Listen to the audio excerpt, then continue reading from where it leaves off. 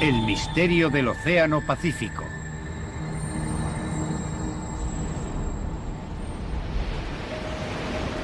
...8 de septiembre de 1980... ...el enorme carguero Derbyshire... ...con 150.000 toneladas de mineral de hierro a bordo... ...se encuentra a 370 kilómetros de la costa este de Okinawa. El Derbyshire es un buque gigantesco... ...que mide más de 3 campos de fútbol de eslora... ...el doble del Titanic... ...y tiene solo 4 años. De proa a popa, su diseño es de lo más moderno que existe... Cualquiera se sentiría totalmente a salvo navegando en él. Pero algunos, como el marinero de primera Peter Lambert, no. Cuando venía a casa de permiso hablaba del barco en el que había estado, de la gente que había conocido, los marineros, los amigos que había hecho. Y siempre nos escribía. Pero este viaje no le gustaba. Había algo raro. Mucha gente dijo lo mismo. Aunque a disgusto, Peter se enroló para un viaje más con la idea de ganar dinero suficiente para casarse. Tenía 19 años.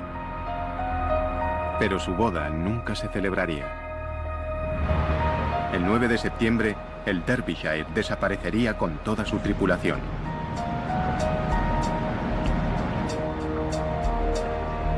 Era el barco británico más grande que se hubiera perdido nunca en el mar, y nadie se explicaba cómo. ¿Cómo podía este barco gigante, tripulado por marineros experimentados, desvanecerse sin más, sin haber hecho una llamada de socorro y sin dejar rastro? ¿Sería otra víctima de uno de los enigmas más aterradores y duraderos del Océano Pacífico? Al sur de Japón se ubica una vasta extensión de océano vacío. Desde 1940, en estos crueles mares, han desaparecido misteriosamente un buen número de barcos gigantescos. Muchos de ellos se perdieron sin haber enviado siquiera un SOS y sin dejar pista alguna de su paradero. Pero estas aguas llevan siglos cobrándose víctimas. Hace mucho tiempo, los marineros japoneses dieron a esta región un nombre espeluznante: Naoumi, el mar del diablo.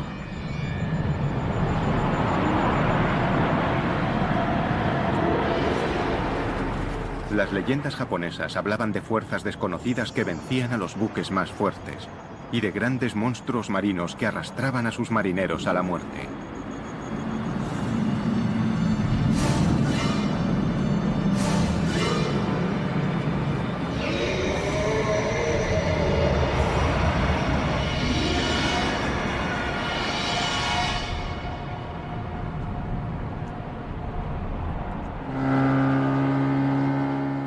La leyenda de los monstruos marinos ha perdido peso, pero los pescadores japoneses siguen temiendo al mar del diablo, aunque su riqueza les impulsa a arriesgar sus propias vidas. El mar del diablo es un mar de abundancia. Siempre hemos pescado allí. Pero aunque hay muchísimos peces, el precio por capturarlos a veces es muy alto. Este mar es distinto. Las olas cambian rápidamente y de modo impredecible. Por eso, si te relajas a bordo de un barco, puedes tener problemas. Intrigados por los continuos informes sobre desapariciones misteriosas, los investigadores han buscado patrones que pudieran resolver el enigma del mar del diablo. Y algunos dicen que al trasladarlas a un mapa, las recientes desapariciones forman un triángulo de muerte, pero eso es solo el principio. El Triángulo del Mar del Diablo se encuentra en la misma latitud que otro famoso trecho de océano situado al otro lado del mundo, el Triángulo de las Bermudas. ¿Podría ser algo más que una coincidencia? ¿Podría ser el Mar del Diablo otro Triángulo de las Bermudas?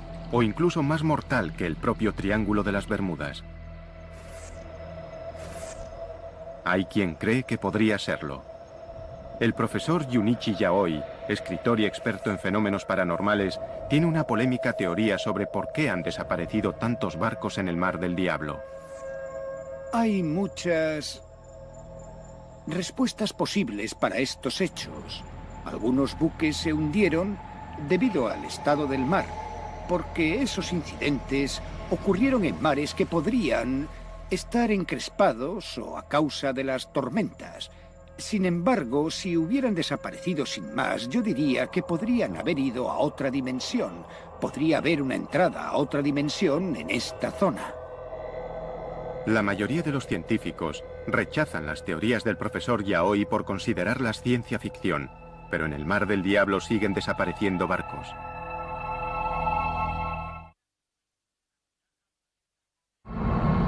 Enero de 2002. El MV Linji, un carguero chino con 19 hombres a bordo, no llega a su destino en el puerto japonés de Kagoshima.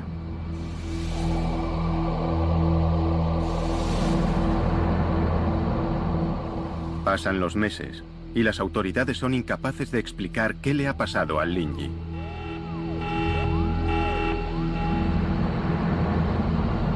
Desapareció sin haber realizado una sola llamada de socorro y sin dejar rastro alguno.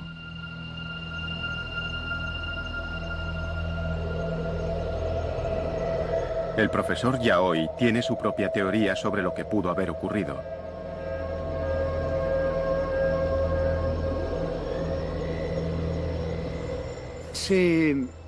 Lo explicaré con un ejemplo muy sencillo. Imagínese una onda de radio. Como todos sabemos, los programas de televisión, ya sean dramáticos, documentales o informativos, se hacen en un estudio.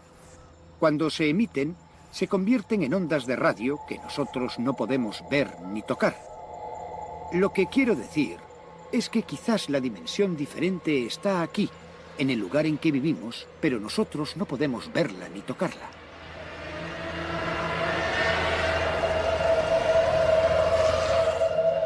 Aunque hay quien ve en la teoría del profesor Yaoi una manera sencilla de explicar lo inexplicable, los expertos marítimos son escépticos. Yo soy escéptico, probablemente muy escéptico ante cosas de este tipo. David Mearns es un buscador de naufragios con un historial impresionante de localización de buques perdidos y una actitud pragmática ante lo paranormal. La gente me contrata para que encuentre respuestas desde el punto de vista científico y técnico. Por eso, si de pronto dijera... no puedo explicarlo. Debe de ser por el Triángulo de las Bermudas o por el Triángulo del Pacífico. No creo que volviera a tener nunca alguna credibilidad. En 1994, David y su equipo acometieron uno de sus mayores retos hasta la fecha: resolver el misterio del buque perdido Derbyshire. Sería una misión muy exigente incluso para un experto como él. Esta vez se enfrentaba a un enemigo formidable, tal vez el más duro de su carrera, al Mar del Diablo.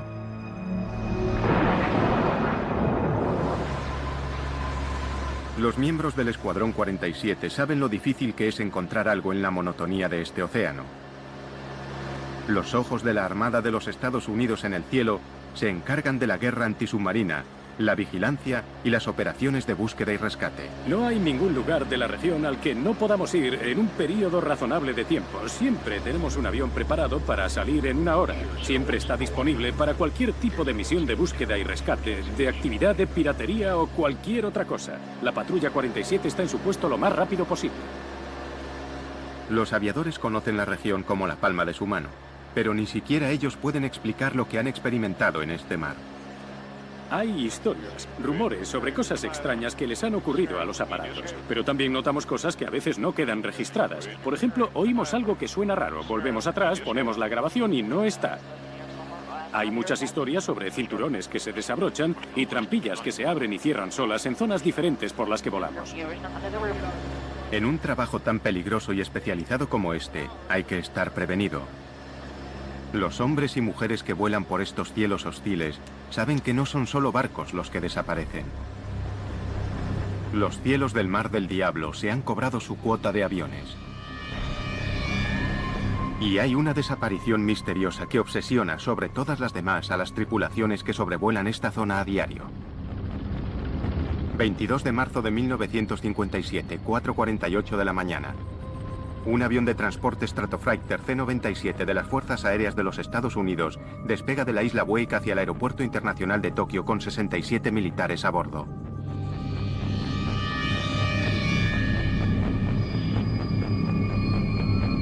La duración aproximada del vuelo es de 9 horas y media, y el aparato lleva combustible para 13 horas y media. Durante 8 horas, el vuelo discurre con normalidad. A las 2:30 de la tarde, el piloto comunica por radio como hora aproximada de llegada a las 5 de la tarde, y añade que todos los equipos funcionan con normalidad. La climatología es buena, y las condiciones de vuelo casi perfectas. 1 hora y 15 minutos después, el piloto comunica por radio que está a 320 kilómetros de Tokio.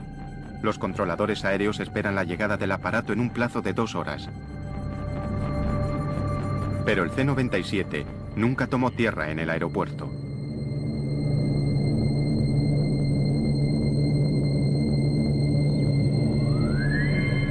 Los equipos de vigilancia y rescate peinaron miles de kilómetros cuadrados de océano, reconstruyendo el recorrido del aparato. No encontraron nada. El gigantesco avión de transporte había desaparecido. Algo dentro o sobre el Mar del Diablo tenía poder suficiente para eliminar al enorme aparato sin dejar rastro. ¿Qué pudo haberle ocurrido a este formidable avión, fabricado para el combate y en condiciones perfectas para el vuelo? A día de hoy, nadie lo sabe. Sigue siendo un misterio y un peligro que los hombres y mujeres del ejército deben aceptar en el cumplimiento del deber.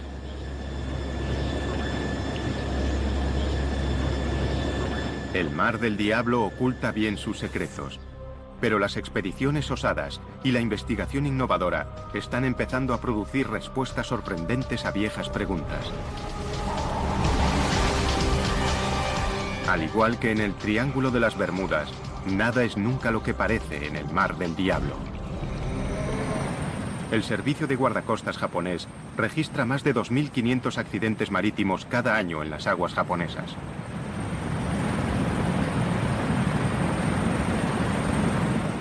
Estas aguas mortales son inmensas e implacables. Las posibilidades de dar con un barco perdido en esta zona hacen que encontrar una aguja en un pajar parezca fácil.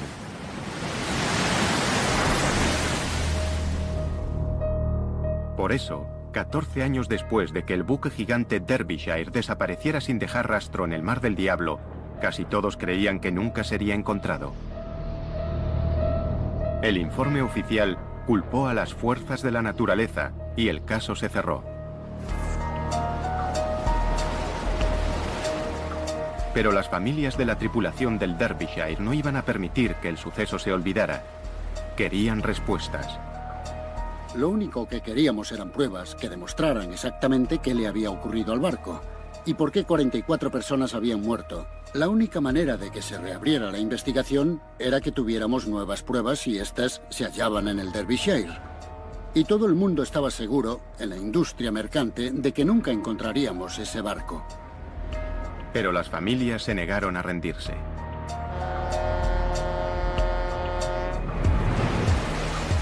En julio de 1994, una expedición dirigida por David Mearns de Oceaneering Technologies ponía rumbo hacia el Mar del Diablo con la esperanza de solucionar el caso.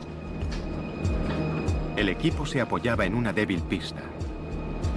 En la época del hundimiento del Derbyshire, los aviones de búsqueda y rescate informaron de una mancha de combustible no muy lejos de la última posición conocida del barco. Nadie había utilizado el petróleo como pista inicial para salir a buscar el barco.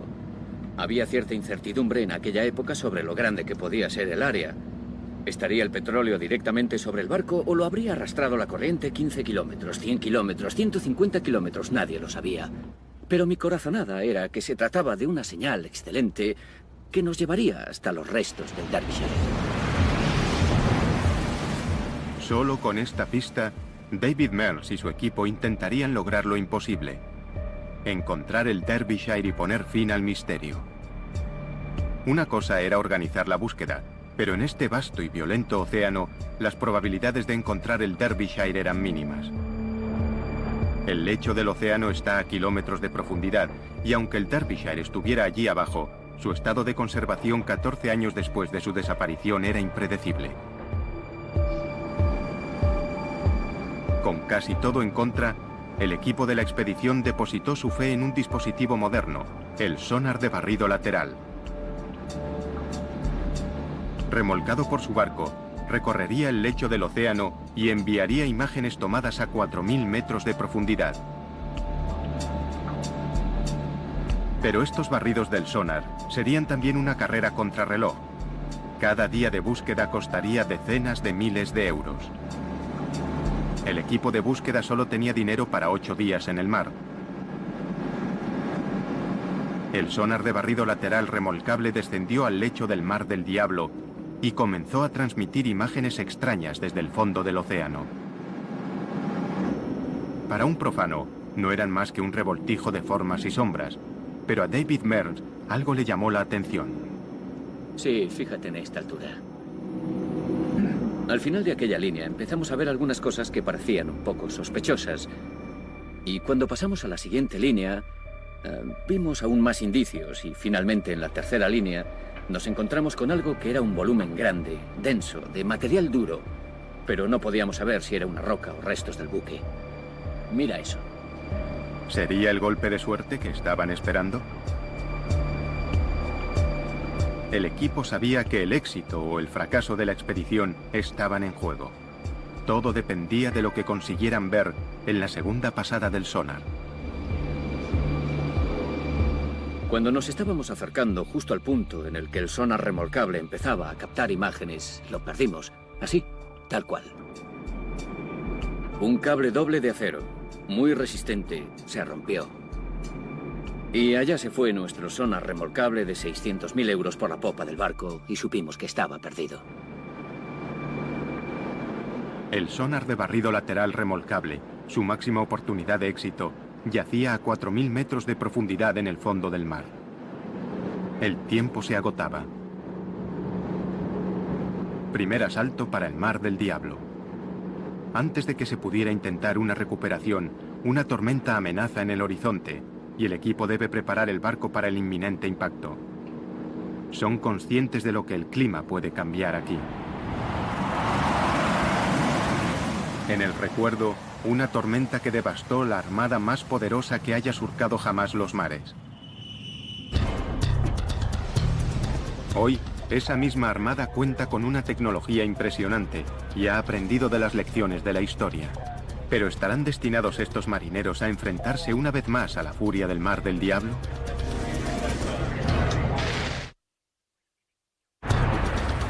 Al final de la Segunda Guerra Mundial, la séptima flota de los Estados Unidos estableció su base en Japón y desde entonces ha dominado el Pacífico.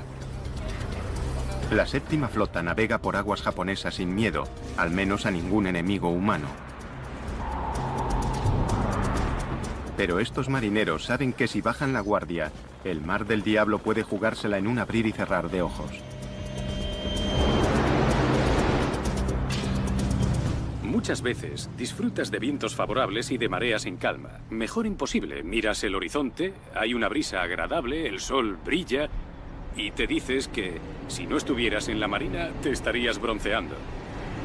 Pero unas horas después, sin más, es como si se desencadenaran 1000 demonios. Así que nunca sabes qué va a pasar. Para sobrevivir en el Mar del Diablo, hay que estar preparados para lo que sea. En esta peligrosa región, lo más importante no son los pilotos de los cazas, sino un puñado de meteorólogos que escudriñan el mar y el cielo en busca de alguna señal de problemas. Estos hombres no contemplan el equivocarse.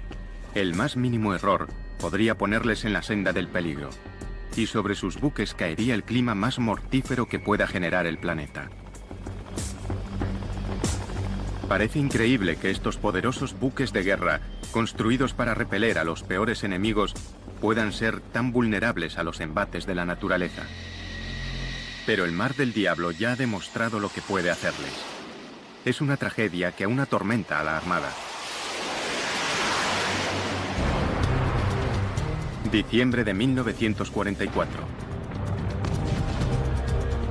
La Segunda Guerra Mundial ruge en el Pacífico. Los escuadrones suicidas de los kamikazes japoneses son el enemigo más temido.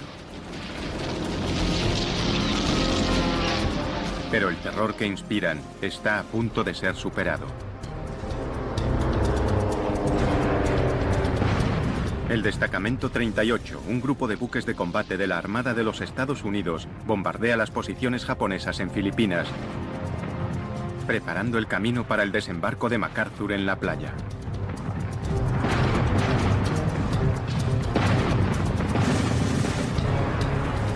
Después de 3 días de bombardeos, deben interrumpir el ataque y situarse en formación para repostar. Pero en el horizonte se está formando una fuerza mortal. Una fuerza mucho más destructiva que todo lo que los japoneses pudieran lanzarles. Mientras los barcos intentan repostar en un mar cada vez más difícil, les acecha la furia creciente de un poderoso tifón. Cuando la tormenta se desata, no hay donde esconderse. Los marineros del Destacamento 38 se ven luchando por salvar sus vidas. El mar es descrito como montañoso. Estaba muy encrespado. Los barcos se balanceaban. El viento estaba entre los 50 y 75 nudos con rachas que alcanzaban los 120. El nivel de ruido era terrible. Y por supuesto, los barcos se movían de lado a lado, arriba y abajo. Fue una experiencia aterradora para los hombres de a bordo. Hubo marineros que, aunque se habían enfrentado a la amenaza kamikaze, descubrieron que el tifón era la peor experiencia de sus vidas. Cuando cesó, habían muerto 765 marineros norteamericanos. Fue el peor desastre natural de la Armada de los Estados Unidos en el siglo XX. La poderosa flota, con las cicatrices de la tragedia bien visibles, regresó a puerto. El tifón asesino había pillado al Destacamento 38 por sorpresa. Para evitar que volviera a suceder un desastre parecido, la Armada estableció puestos de información meteorológica por todo el Pacífico. Hoy, el Mando Meteorológico y Oceanográfico de la Armada de los Estados Unidos en Yokosuka, Japón, está en alerta máxima. En el Mar del Diablo se está formando un potente tifón. Esta región mortal es una fábrica de tifones. Sus aguas cálidas pueden generar hasta 30 tormentas asesinas al año. Torbellinos con vientos de 320 kilómetros por hora y olas de hasta 20 metros de altura que se desplazan a 80 kilómetros por hora por el mar, devastándolo todo a su paso. El oleaje asociado con la tormenta ahora mismo es de unos 9 metros. Por eso estamos alejando a los barcos de la zona. Estamos alejando a los barcos de la costa de China y esperamos que se mantengan vientos de 80 nudos con rachas de 105 desplazándose al oeste. Cuando los vientos superan los 170 nudos o 315 kilómetros por hora, un tifón se convierte en un supertifón. Una de las fuerzas más devastadoras de la naturaleza y la peor pesadilla de un meteorólogo marino.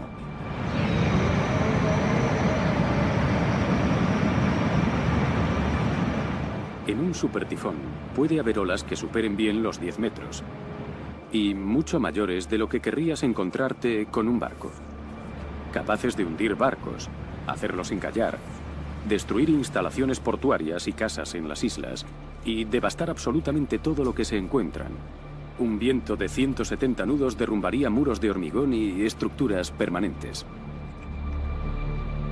La labor de un meteorólogo naval consiste en asegurarse de que si un monstruo meteorológico como este agita los mares, no se encuentre nunca con un buque de la Armada de los Estados Unidos. Si están lo suficientemente cerca de tierra, pueden capear el temporal en la seguridad relativa de un puerto, pero los buques que están muy lejos de la costa no tienen otra opción que afrontar la tormenta. Muchos de los barcos perdidos en el Mar del Diablo han desaparecido durante los peores meses de invierno, cuando las tormentas son más frecuentes y mortales. Pero estos son buques gigantes, pensados para resistir las peores condiciones. Un tifón solo no podría hundirlos. Cuando el gigantesco carguero Derbyshire puso rumbo hacia el Mar del Diablo, era septiembre de 1980, la peor época en la estación de los tifones. A las 10:19 de la mañana del 9 de septiembre, el capitán informó de que el Derbyshire estaba luchando contra vientos de 110 kilómetros por hora y olas de 10 metros.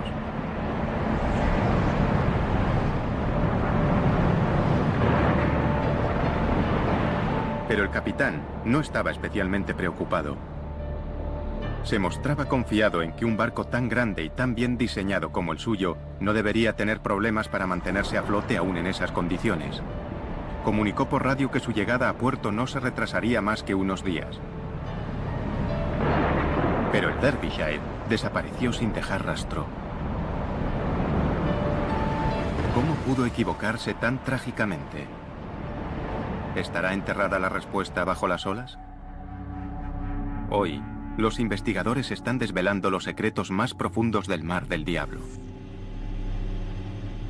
El Instituto Japonés de Ciencia y Tecnología Marina envía regularmente un equipo a estas oscuras profundidades. El sumergible Shinkai 6500 es el orgullo de la flota. Fabricado para sumergirse hasta el fondo de los océanos más profundos del mundo. Los científicos marinos pasan largas horas en las tinieblas de las profundidades, explorando un mundo nunca visto a una escala casi increíble. En algunos lugares, las fallas en el lecho del océano caen hasta 12.000 metros por debajo de la superficie del mar. Si la montaña más alta del mundo, el Monte Everest, se alzara desde este abismo, aún estaría más de 2 kilómetros bajo las olas. Los investigadores no han hecho más que rascar la superficie de este mundo submarino. ¿Podría ser esta la última morada de los submarinos de la Segunda Guerra Mundial perdidos por causas desconocidas? ¿Quién sabe qué podrían ocultar estas profundidades sombrías?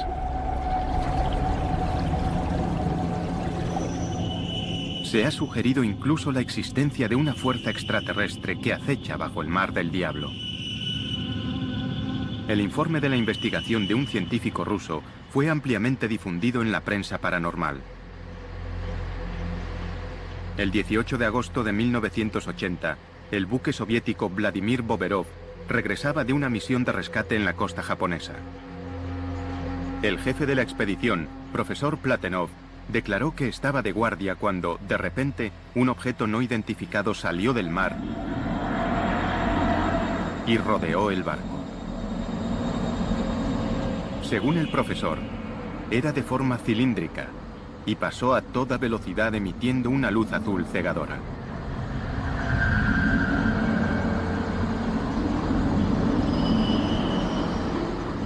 El profesor declaró que aquel extraño aparato no se parecía a nada de este mundo.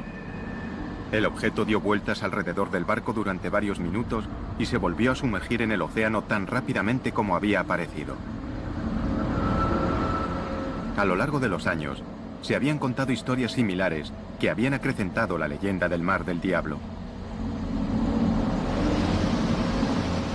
Pero hay otra explicación para los objetos extraños que salen del agua. Los científicos japoneses rechazan la idea de una fuerza extraterrestre submarina. Para ser sincero, casi todos los fenómenos son explicables con los conocimientos de que disponemos, aunque nunca he visto un fenómeno tan extraño. ¿Qué fuerza natural puede enviar objetos hacia una superficie que está a kilómetros de distancia? Una posible respuesta se halla en el abismo occidental del Mar del Diablo, donde el núcleo fundido de la Tierra amenaza con salir a través de la frágil corteza. Sin previo aviso, desde el lecho del océano pueden surgir fuerzas violentas y desaparecer después con igual rapidez, sin dejar ninguna prueba de su furia, excepto tal vez el misterio de un buque desaparecido. En los años 50, el New York Times informó de una desaparición misteriosa que atrajo por primera vez la atención mundial sobre el Mar del Diablo.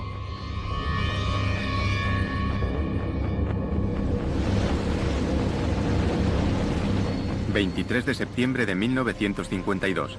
el Kayu Maru 5... un buque de investigación de los guardacostas japoneses con 31 personas a bordo se dirige hacia el arrecife Myojin, en el Mar del Diablo, para estudiar una extraña actividad submarina. Dada la buena marcha que llevan, la tripulación espera llegar al arrecife en menos de un día. Pero después de 3 días de silencio de radio, las autoridades declaran el buque desaparecido.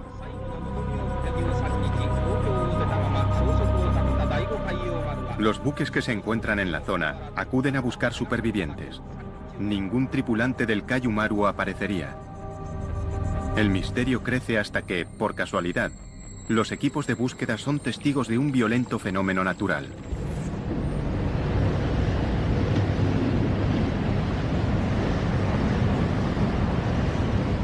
Si la erupción hubiera ocurrido súbitamente bajo el Kaiju Maru, el buque se habría hundido de inmediato, sin tiempo siquiera para emitir una señal de socorro.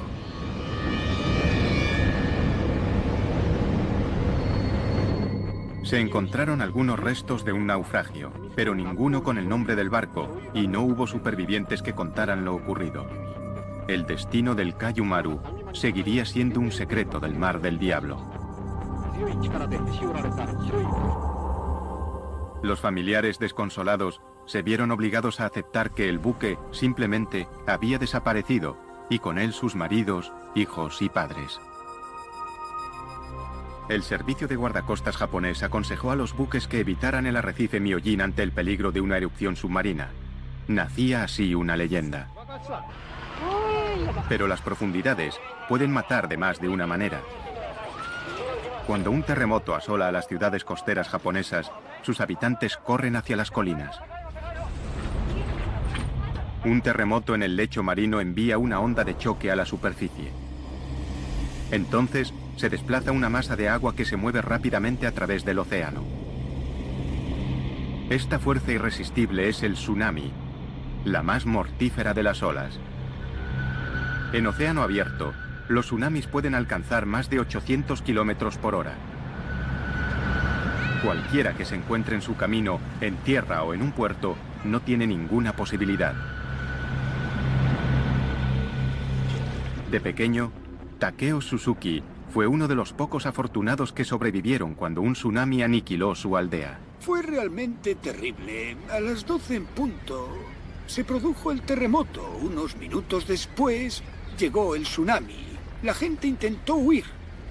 Los que murieron no estaban muy lejos de nosotros, pero por desgracia murieron.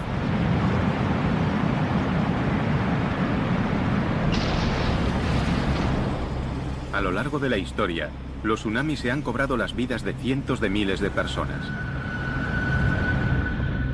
Hoy, los tsunamis siguen causando estragos en la costa japonesa. Y con demasiada frecuencia, la gente no se da cuenta de la amenaza que suponen hasta que es demasiado tarde. Nadie conoce mejor la impresionante fuerza de un tsunami que Chip McCready, del Centro de Advertencia de Tsunamis del Pacífico.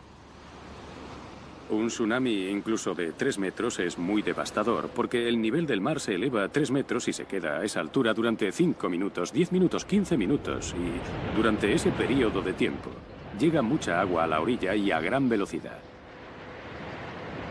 Esto no solo produce inundaciones, sino que la fuerza del agua derriba cosas y arrastra escombros que a su vez se convierten en arietes. Algunos expertos han sugerido que estas olas monstruosas podrían ser las responsables de la desaparición de buques en el Mar del Diablo. Pero quienes mejor conocen los tsunamis afirman que es poco probable. Un tsunami muy destructivo solo alcanzaría 1 metro o menos de altura en mar abierto. Y como estas olas son muy anchas, el tiempo que la ola necesita para levantarse y después volver a bajar es muy largo. Podría ser de entre 20 minutos y 1 hora. Así que este lento ascenso y descenso del mar en medio del océano pasa casi inadvertido. Aunque provocan enormes destrozos en la costa, no se puede culpar a los tsunamis de la desaparición de un barco en el mar. En alta mar, el tiempo se agotaba para la expedición que buscaba al buque perdido Derbyshire. Habían obtenido un escáner prometedor del lecho marino donde presuntamente había desaparecido el barco. Pero antes de tener una identificación positiva, el sonar de barrido lateral remolcable se había perdido, reclamado por el Mar del Diablo. Ahora la tormenta amainaba y la misión podía continuar. Intentarían recuperar el sonar de barrido lateral e identificar el objetivo. ¿Pero estarían preparados para lo que encontrarían a 4.000 metros de profundidad?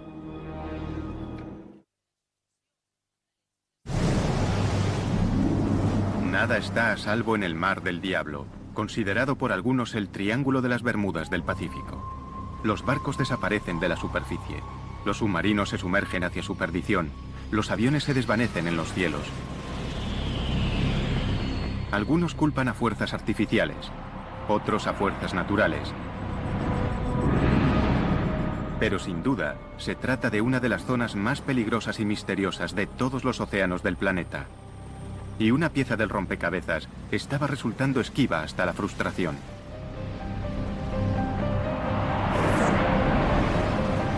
El Mar del Diablo había desbaratado un intento de resolver el misterio del Derbyshire. El equipo de la expedición había perdido su sonar de barrido lateral remolcable justo cuando empezaba a transmitir imágenes de una formación sospechosa en el fondo del océano. Ahora tendrían que organizar una misión de rescate, intentar recuperar el sonar remolcable e identificar el objetivo que se encontraba en el fondo. El equipo preparó su vehículo manejado a distancia, el ROV. Esta misión le exigiría el máximo. ¿Soportaría el armazón de titanio del ROV las presiones aplastantes que podría encontrar en su descenso? Unos finos cables eran lo único que mantenía unido este sumergible de tecnología punta al buque. Si algo salía mal a 4.000 metros de profundidad, desde la superficie no se podría hacer nada. La tensión era tremenda. Teníamos un elemento del equipo carísimo sumergido en el lecho del océano.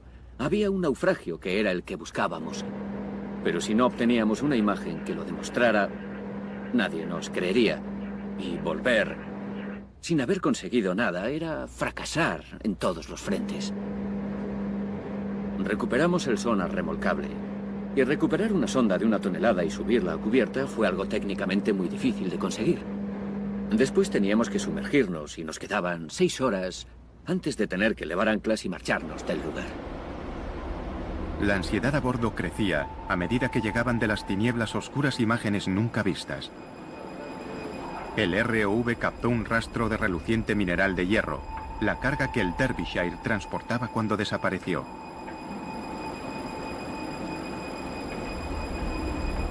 El metal retorcido confirmaba que el objetivo era un naufragio.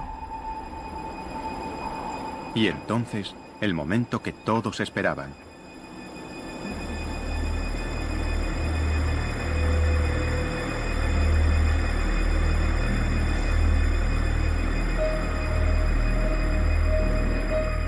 Una prueba, por fin, de que el poderoso barco no había desaparecido sin más, sino que al menos, tras este misterio, había una respuesta. Encontrar los restos de un naufragio es una sensación fantástica. Muchos habían predicho que no lo encontraríamos.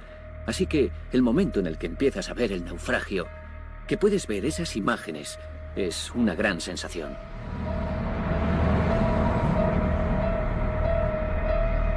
Para Paul Lambert, de la Asociación de Familiares del Derbyshire, la noticia supuso un alivio y una repentina y demoledora sensación de pérdida. Muchas familias, en el fondo, no habían aceptado que el Derbyshire se había hundido. Porque hay un montón de islas desiertas en la zona y algunos familiares creían que sus maridos o sus hijos estarían en una isla desierta. Recordamos a aquellos que perdieron la vida en el mar, navegando en el buque mercante Derbyshire. Cuando el barco apareció, les arrebatamos esa idea. Y hubo muchas emociones enfrentadas. La realidad, de repente, de que tu ser querido no va a volver a casa. Aunque hayan pasado 14 años desde que se hundiera el barco, aún se aferraban a eso. Jeffrey Victor Underhill. Tras 14 dolorosos años, las familias de los desaparecidos tenían las respuestas que habían estado buscando. Raymond William Taylor. Peter Lambert. Nigel Coates. Contra todos los pronósticos y ante el desconcierto de los críticos, David Mills y su equipo habían conseguido lo imposible. Habían encontrado los restos retorcidos del Derbyshire. Pero la pregunta seguía ahí. ¿Qué acontecimiento catastrófico podía haberlo enviado al fondo del mar? Los hallazgos de la expedición ayudaron a